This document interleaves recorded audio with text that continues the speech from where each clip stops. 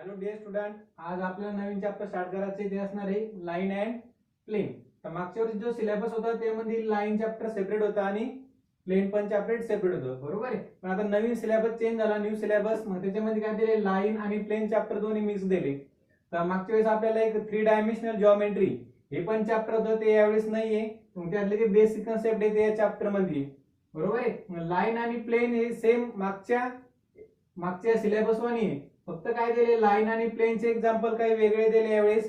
काही old सिलेबसचे example आहे, काही न्यू टाईपचे एक्झाम्पल आहे. पण लाईन आणि प्लेन या चॅप्टर मध्ये जे टॉपिक आहे ते सेम असणार आहे, फक्त एक्झाम्पल थोडे चेंज होईल. तर मग आपल्याला या चॅप्टर मध्ये लाईन आणि प्लेन या दोन्हीचा स्टडी करायचा आहे. तर मग आता आपण पहिल्यांदा स्टार्टिंगला लाईन याचा स्टडी करणार आहोत. आणि लाईनचा स्टडी करायचं म्हणल्यावर काय असणार, तुम्हाला लाईन तर माहिती आहे, बरोबर आहे. तर मग काय, जो पहिला आपल्याला टॉपिक असणार ते असणार आहे vector equation and Cartesian equation of line.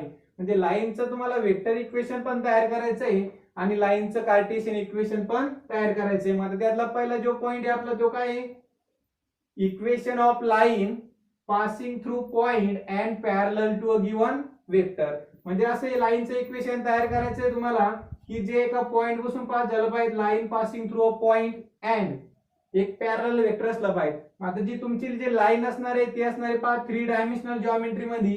आता 3 डायमेन्शनल जिओमेट्री म्हणजे काय राहील, 3 ऍक्सिस राहील.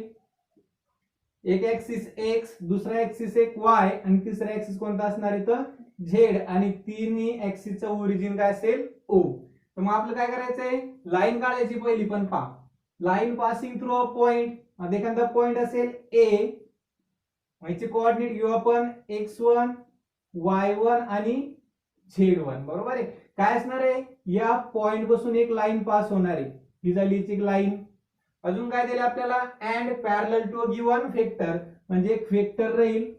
हा घेतो मी बी वेक्टर आणि हा असणार आहे या लाईनला पॅरलल. फक्त ही लाईन कशातून पास होईल तर पॉइंट मधून. आता ज्या वेक्टर असणार आहे हे वेक्टर पहा, वेक्टर हा असेल बी वेक्टर, बरोबर आहे. बी वेक्टरचे पॉइंट राहील ए, बी आणि सी. म्हणजे वेक्टरचे पॉइंट राहणार नाही तर वेक्टरचे काय राहील, डायरेक्शन रेशो. म्हणजे एबीसी काय होईल, डायरेक्शन रेशो, बरोबर आहे. मग आता काय असेल, परत या लाईनवर एखादा पॉइंट घेऊ आपण आता पी. आणि काय राहील, जर तुम्ही हा पहिला एक पॉइंट घेतला ए लाईनवरचा, बरोबर, त्यातून लाईन पास उरली, त्याला जर तुम्ही ओरिजिनला जॉईन केलं, त्याच्यापासून कोणता वेक्टर तयार होणार आहे, ए वेक्टर. म्हणजे ए वेक्टर काय झाला, पोझिशन वेक्टर ऑफ पॉइंट ए, बरोबर आहे. नंतर बी वेक्टर राहील, म्हणजे बी हा कोणता वेक्टर आहे तर पॅरलल वेक्टर आहे, बरोबर आहे. मग तुम्हाला याच्यापासून काय तयार करायचंय, वेक्टर इक्वेशन आणि दुसरं आहे कार्टेशियन इक्वेशन. मग आता पहा, let vector A is position vector of point A. म्हणजे वेक्टर ए काय घेतला आपण, पोझिशन वेक्टर ऑफ पॉइंट ए, बरोबर. त्याच्यातून काय होईल, लाईन पास होऊ राहिली. याचे पॉइंट कधी असेल, म्हणजे जे पॉइंट घेऊ आपण आता, वेक्टर ए चे पॉइंट काय राहील, x1 y1 आणि z1. म्हणजे ए पॉइंटचे काय राहील, कोऑर्डिनेट x1 y1 आणि z1. अँड काय घेतला आपण, परत एक पॅरलल वेक्टर घेतला, b is parallel vector. The parallel वेक्टरचे पॉइंट काय राहील, ए बी सी. आणि या एबीसी ला काय म्हणायचं आपल्याला तर डायरेक्शन रेशो. एबीसी ला काय म्हणायचं आपल्याला, डायरेक्शन रेशो, बरोबर आहे. मग आता परत या लाईनवर एखादा पॉइंट घेऊ आपण आता, लेट पॉइंट पी. आणि या पी पॉइंटचा पोझिशन वेक्टर घेऊ आपण R vector. Let R vector is position vector of point P on line L, बरोबर आहे. म्हणजे काय घेतलं आपण, पहिला एक लाईन घेतली, ती पॉइंट मधून पास होती, त्याची कोऑर्डिनेट x1 y1 z1. आणि दुसरा काय घेतला आपण, एक पॅरलल वेक्टर. पॅरलल वेक्टरचे पॉइंट काय, एबीसी. आता या एबीसी ला काय म्हणणं आपल्याला, डायरेक्शन रेशो. म्हणजे तुम्हाला क्वेश्चन मध्ये एक तर डायरेक्शन रेशो देईल आणि एक पॉइंट देईल, त्याच्यावर चांगलं वेक्टर इक्वेशन तयार करा लाईनचं, बरोबर आहे. मग आता पहा, तुम्हाला पहिलं तयार काय करायचं आहे, आता वेक्टर इक्वेशन आणि कार्टेशियन इक्वेशन. आता आपण पहिलं वेक्टर इक्वेशन याचा जो फॉर्म्युला असणार आहे तो पहा, r vector equal to A vector plus lambda into b vector. हा झाला कायचा formula vector equation of line. हे vector equation of line r vector equal to A vector plus lambda into b vector. आता a vector म्हणजे काय राहील, ज्या point पासून लाईन पास होणार आहे त्याच्यापासून ए वेक्टर बनवू आपण. नेक्स्ट बी वेक्टर काय असणार आहे, जो पॅरलल वेक्टर राहील बरोबर तो असणार आहे बी वेक्टर. त्याचे व्हॅल्यू पुट करायचे. हे काय इक्वेशन असेल, वेक्टर इक्वेशन ऑफ लाईन. तर दुसरं इक्वेशन कोणतं फाइंड करायचं आपल्याला, तर कार्टेशियन इक्वेशन ऑफ लाईन. मग Cartesian equation of line is. आता हे झालं वेक्टर इक्वेशन ऑफ लाईन कायसाठी, passing through point and parallel to the vector. आता परत आपल्याला कार्टेशियन इक्वेशन तयार करायचे. मग कार्टेशियन इक्वेशनचा फॉर्म्युला आहे x minus x1 upon a equal to y minus y1 upon b equal to z minus z1 upon c. हा झाला Cartesian equation of line passing through point and parallel to the vector. म्हणजे काय राहील, जर तुम्हाला एक vector दिल म्हणजे एक पॉइंट दिल आणि एक पॅरलल वेक्टर दिल बरोबर आहे, त्याच्यापासून काय तयार करायचं, वेक्टर इक्वेशन पण तयार करता येईल आणि कार्टेशियन इक्वेशन पण तयार करता येईल. फक्त तुम्हाला लक्षात काय ठेवणं आहे, जर पॉइंट दिला त्याचं काय घेणं आहे, x1 y1 z1 म्हणजे पॉइंटचे व्हॅल्यू x1 y1 आणि z1 आणि पॅरलल वेक्टर म्हणजे एबीसी व्हॅल्यू राहील. आणि एबीसी म्हणजे काय असणार आहे, डायरेक्शन रेशिओ. म्हणजे एबीसी काय असणार आहे, एबीसी हे काय असेल, डायरेक्शन रेशिओ. डायरेक्शन रेशिओ म्हणजे तुम्हाला जर तुम्हाला दिले एखादा पॉइंट ए आणि याचे कोऑर्डिनेट दिले 1 2 अँड 3 आणि सांगितलं एखादा पॅरलल वेक्टर दिले परत बी 3 5 -2 आणि याच्यापासून तयार करा सांगतो तुम्हाला वेक्टर इक्वेशन बरोबर आहे आणि कार्टेशियन इक्वेशन. आता ए पॉइंट पासून तुम्हाला वेक्टर ए तयार करायचा आहे म्हणजे वेक्टर ए इक्वल टू काय तयार होईल, I plus 2j plus 3k बरोबर. हे झाला ए वेक्टर. नंतर जर बी वेक्टर तयार करायचे मग बी वेक्टर इक्वल टू काय तयार होईल, हे 3i plus 5j minus 2k. जर वेक्टर इक्वेशन विचारत काय करायचं, ए च्या ठिकाणी व्हॅल्यू पुट करा प्लस लॅमडा नंतर बी च्या ठिकाणी व्हॅल्यू पुट करा. हे काय होईल, vector equation of line passing through point and parallel to the vector. जर विचारलं कार्टेशियन इक्वेशन, मग आता कार्टेशियन इक्वेशन म्हणजे ए पॉइंट दिले, ए पॉइंट म्हणजे काय असणार आहे, x1 y1 आणि z1 आणि जो पॅरलल वेक्टर असणार आहे बी हा काय असेल, ए बी सी म्हणजे डायरेक्शन रेशिओ. जर कार्टेशियन इक्वेशन विचारत काय होईल, x मायनस x1 ची व्हॅल्यू 1 अपॉन a ची व्हॅल्यू किती असेल 3 नंतर equal to y minus y1 ची व्हॅल्यू किती असेल 2 अपॉन b ची value 5 next equal to z minus z1 ची व्हॅल्यू 3 अपॉन c ची व्हॅल्यू किती असेल -2. हे इक्वेशन काय असणार आहे त्याच्यावरून कार्टेशियन इक्वेशन. म्हणजे हा झाला आपला पहिला पॉइंट बरोबर. लाईन म्हणला कोणता आहे, equation of line passing through point and parallel to the vector. त्याचे दोन फॉर्म्युला लक्षात ठेवायचे. एक वेक्टर इक्वेशन काय येतं, R vector equal to A vector plus lambda B vector आणि कार्टेशियन इक्वेशन काय येतं, x minus x1 upon a equal to y minus y1 upon b equal to z minus z1 upon c. हे दोन formula तुम्हाला लक्षात ठेवणं पडणार आहे. त्याच्यानंतरचा दुसरा जो पॉइंट आहे हा झाला ए पॉइंट. नंतरचा दुसरा पॉइंट असणार आहे vector equation of line passing through. या ठिकाणी काय होता, एक पॉइंट आणि एक पॅरलल वेक्टर दिला होता. आता दुसरा पॉइंट काय असणार आहे, पासिंग थ्रू 2 पॉइंट. मला सेकंड नंबरचा टॉपिक येतो पहा.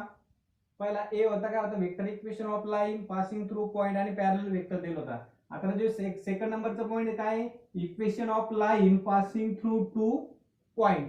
परत काय राहील, एक लाईन राहील आणि ती दोन पॉइंट मधून पास होईल. त्याचं काय तयार करायचं आपल्याला, वेक्टर इक्वेशन आणि त्याचं कार्टेशियन इक्वेशन. आता परत काय राहील, लाईन 3 डायमेन्शनल मध्ये असणार आहे म्हणजे 3 ऍक्सिस, हा एक्स वाय आणि हा झेड ऍक्सिस. हे झाले 3 ऍक्सिस आणि हा त्याचा ओरिजिन. म्हणजे एक लाईन पास होऊ राहिली, एक लाईन काढली आपण आणि ही लाईन किती पॉइंट मधून पास होऊ राहिली, पासिंग थ्रू 2 पॉइंट. हा झाला याच्यातला ए पॉइंट पहिला फर्स्ट आणि हा होईल याच्यातला सेकंड पॉइंट बी. हा 2 पॉइंट मधून काय होऊ राहिली, लाईन पास होऊ राहिली. म्हणजे पहिला पॉइंट ए, मग याची कोऑर्डिनेट घेऊ आपण पहा, x1 y1 आणि z1. x1 coordinate x x वरचा, y1 कोऑर्डिनेट y एक्स वरचा आणि z1 कोऑर्डिनेट z एक्स वरचा. नंतर दुसरा बी पॉइंट याचे पण काही कोऑर्डिनेट असेल, याचे कोऑर्डिनेट घेऊ आपण x2 y2 आणि Z2. जर आपण हा पॉइंट ओरिजिनला जर ड्रॉ केला तर हा काय होईल, याचा पोझिशन वेक्टर ए, म्हणजे position vector A of point ए. नंतर बी पॉइंटचा पण एक पोझिशन वेक्टर असेल, हा झाला बी पॉइंटचा पोझिशन वेक्टर बी. आणि आपल्याला काय असणार, एक लाईनवर एक पॉइंट राहील पी, याचा पण एक पोझिशन वेक्टर आहे, तो काय असणार आहे, वेक्टर आर. म्हणजे वेक्टर आर म्हणजे आपली लाईनचं इक्वेशन तयार करायचंय, त्यासाठी आपण काय यूज केलं, vector R the position vector of point P. मग लेट काय होईल, vector A is position vector of point A चे कोऑर्डिनेट काय घेतले आपण, x1 y1 z1, बरोबर आहे. And vector b is position vector of point b, आणि याचे कोऑर्डिनेट काय होईल, x2 y2 अँड z2. म्हणजे पॉइंट बी चे कोऑर्डिनेट काय होणार आहे, x2 y2 अँड z2. आता नेक्स्ट काय करायचं आपल्याला, दोन पॉइंट दिले, दोन पॉइंट बसून परत काय तयार करायचं, लाईनचं इक्वेशन. वेक्टर इक्वेशन आपण फॉर्म्युला तुम्हाला पाठ करायचा आहे, बरोबर आहे. Vector equation of line passing through two point. मग याचा फॉर्म्युला आहे vector R equal to vector A plus in bracket B vector minus A vector into lambda, बरोबर आहे. हा काय याचा फॉर्म्युला येतं, line passing through two point, vector A plus vector B minus vector A into lambda. आता झाला vector equation of line passing through two point. अजून काय राहिलं आपला तयार करायचं, Cartesian equation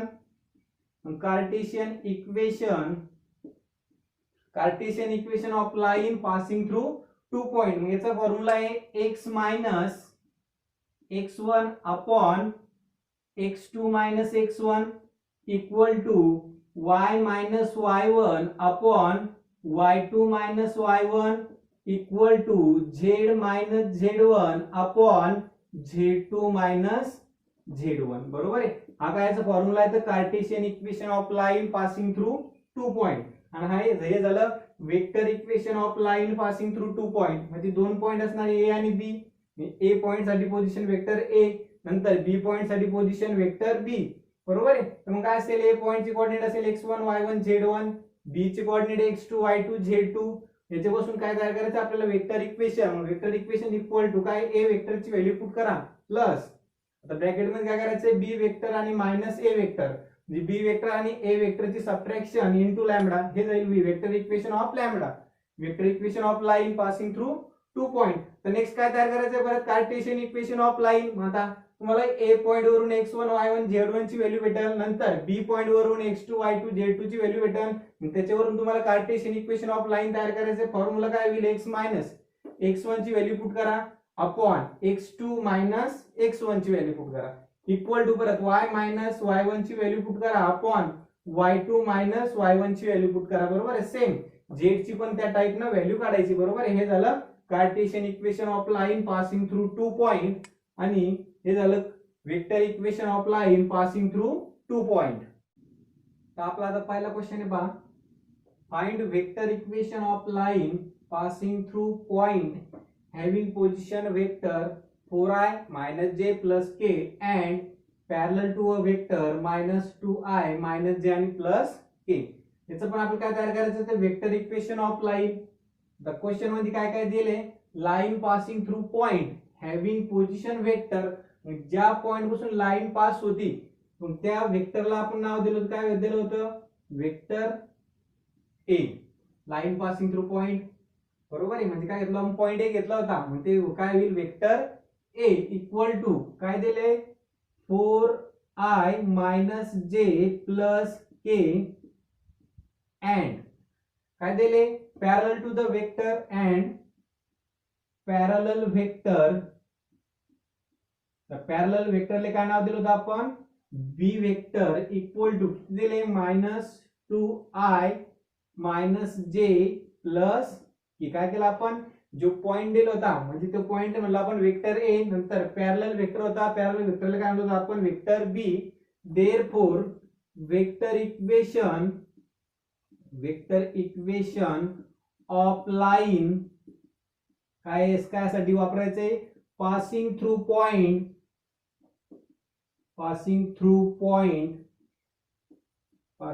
point and parallel vector is. आता फॉर्म्युला काय घेतलं होतं आपण, vector equation of line passing through point and parallel vector. जर लाईन एका पॉइंट मधून पास होत असेल आणि दुसऱ्या पॅरलल वेक्टर असेल, बरोबर आहे, त्यासाठी फॉर्म्युला काय होता, vector R equal to vector A plus lambda into vector B. R vector equal to, आता ए वेक्टरची व्हॅल्यू किती येतं, 4i मायनस जे प्लस के, 4i मायनस जे प्लस के झाली ए वेक्टरची व्हॅल्यू प्लस लॅम्बडा इंटू, तर बी वेक्टरची व्हॅल्यू काय दिले, -2i मायनस जे प्लस के, -2i मायनस जे प्लस के. हे झालं vector equation of line passing through point and parallel vector. आपला सेकंड नंबरचा क्वेश्चन आहे, काय दिले, फाइंड कार्टेशियन इक्वेशन. पहिलं कोणतं इक्वेशन तयार केलं आपण, वेक्टर इक्वेशन. आता काय तयार करायचे, find Cartesian equation of line passing through point दिले पास, उरल लाईन त्यामधून किती, 1 2 3 and having direction ratio 2 3 7. Direction ratio दिले म्हणजे काय दिले आपल्याला, पॅरलल वेक्टर दिले. डायरेक्शन रेशो काय जे असणार इथं, पॅरलल वेक्टरचे. आणि एक पॉइंट दिले, मग त्याच्यापासून काय तयार करायचं आपल्याला, कार्टेशियन इक्वेशन. पहिलं काय तयार केलं होतं आपण, वेक्टर इक्वेशन. आता गिवन मध्ये काय दिले, line passing through the point दिले, given line passing through point. कोणता पॉइंट दिले, पॉइंट ए, बरोबर आहे. पॉइंट ए दिले म्हणजे काय दिले, 1 2 3. आता जो पॉइंट असतो आपण त्याला काय म्हणलं होतं मग, x1 next y1 and z1. म्हणजे पॉइंटला काय होतं आपण, x1 y1 z1 म्हणजे कोऑर्डिनेट असेल. अँड अजून काय दिलं आपल्याला, direction ratio. And direction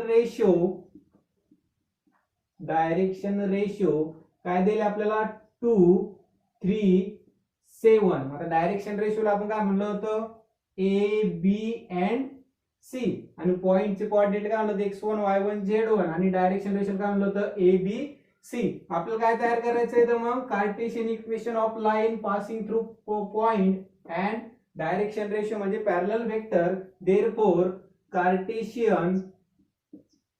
Cartesian equation of line is.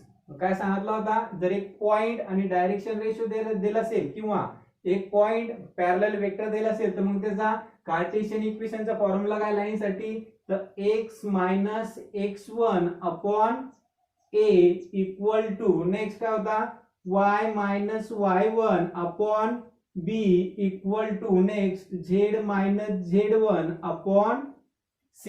आता काय करायचं, व्हॅल्यू पुट करायचं. परत हा x मायनस x1 ची व्हॅल्यू 1 अपॉन a ची व्हॅल्यू किती येतं 2 इक्वल टू, परत y मायनस y1 ची व्हॅल्यू 2 अपॉन b ची value 3 equal to z minus z1 ची व्हॅल्यू किती आहे 3 अपॉन c ची व्हॅल्यू किती तर 7. म्हणजे काय झालं, Cartesian equation of line passing through point and parallel vector किंवा direction ratio.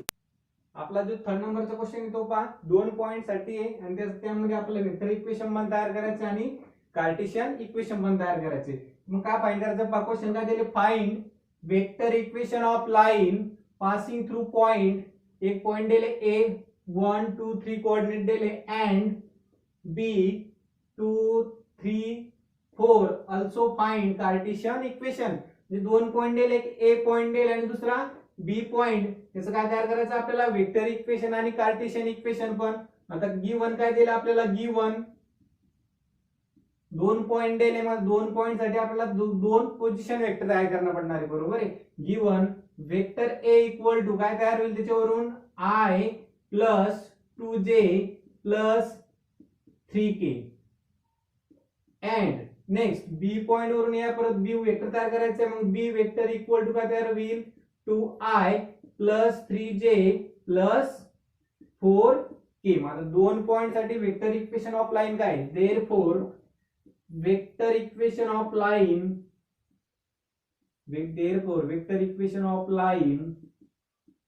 passing through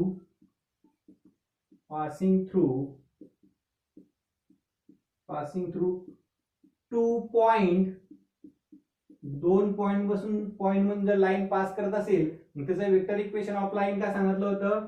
vector r equal to vector a plus lambda into vector b minus vector a, किंवा काय होतं b vector minus vector a into lambda. कसं लिहिलं चालेल? Lambda अगोदर लिहा किंवा लास्टला लिहा. बरोबर आहे. म्हणजे आपलं काय व्हॅल्यू a वेक्टरची व्हॅल्यू आहे आपल्याकडं, नंतर बी वेक्टरची पण आहे, पण अजून काय व्हॅल्यू लागणार आहे? बी वेक्टर मायनस ए वेक्टर. मग याची व्हॅल्यू सेपरेट काढून घेऊ आपण. म्हणजे काय तयार होईल? B vector minus A vector equal to, आता बी वेक्टरची व्हॅल्यू काय? 2i plus 3j plus 4k. Next minus, आता ए वेक्टरची value i plus 2j plus 3k, i plus 2j plus 3k. तर नेक्स्ट काय करायचंय? मायनस साइन मल्टिप्लाय करू आपण, इक्वल टू म्हणजे काय तयार होईल? 2i प्लस 3j प्लस हे 4k. Next minus i minus 2j आणि मायनस 3k. आपण काय केलं? मायनस साइन मल्टिप्लाय केलं. आता इक्वल टू हे झालं बी वेक्टर मायनस ए वेक्टर. आता मग i चा कोएफिशियंट i सोबत घ्या. या ठिकाणी काय दिले? 2i मायनस i म्हणजे काय तयार होईल? i plus 3j minus 2j plus j plus 4k minus 3k plus k. ही काय व्हॅल्यू झाली? बी वेक्टर मायनस ए वेक्टर. नंतर व्हॅल्यू पुट करून घेऊ आपण. आता r वेक्टर इक्वल टू काय तयार होईल? वेक्टर a ची व्हॅल्यू किती आहे? i plus 2j plus 3k, i plus 2j plus 3k plus नंतर काय राहतं? लॅम्बडा इंटू बी, लॅम्बडा बी मायनस ए वेक्टर. म्हणजे बी मायनस ए ची व्हॅल्यू किती काढली आपण? तर i प्लस जे प्लस के. म्हणजे इन ब्रॅकेट i प्लस जे प्लस के. काय झालं? Vector equation of line. This is vector equation of line. हे झालं vector equation of line. Also काय फाइंड करायला सांगितलं आपल्याला? द्या ना. Also find Cartesian equation. आता कार्टेशियन इक्वेशन 2 पॉइंट दिले आपल्याला. एक ए पॉइंट दिले, बरोबर आहे. काय कोऑर्डिनेट आहे? 1 2 3. अँड दुसरा कोणता पॉइंट दिला आपल्याला? पी. त्याचे पॉइंट काय दिले? 2 3 4. आता जो पहिला ए पॉइंट असतो त्या कोऑर्डिनेटला काय नाव असतो आपण? x1 y1 z1. आणि नंतर बी च्या पॉइंटला x2 y2 and z2. Therefore Cartesian इक्वेशनचा फॉर्म्युला 2 पॉइंट साठी Cartesian equation, therefore Cartesian equation is, Cartesian इक्वेशनचा फॉर्म्युला काय सांगितला होता? x minus x1 upon x2 minus x1 equal to y minus y1 upon y2 minus y1 equal to z minus z1 upon z2 minus z1. आता value put करू आपण. x1 ची value, y1 ची value, नंतर z1 ची value, डिनॉमिनेटरला x2 minus x1 ची value.